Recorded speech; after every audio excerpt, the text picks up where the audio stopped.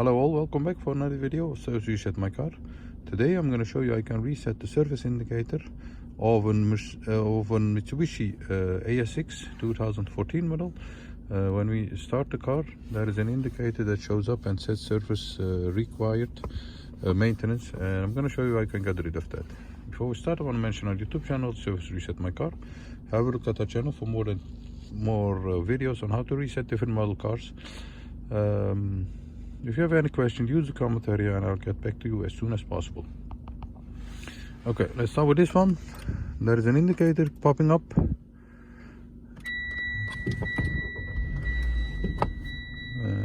Let's see if I can find the indicator for you.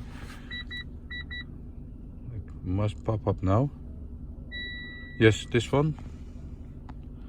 This indicator, routine maintenance required. And this is how we get rid of that.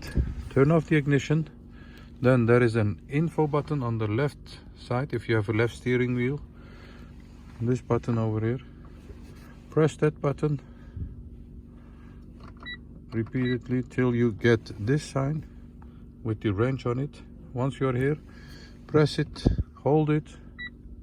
Once it flashes, let go, press it again, and that says clear. And as you can see, the indicator is now due to 13 months or 42,000 kilometers. So once again, when we start the car, the indicator has disappeared.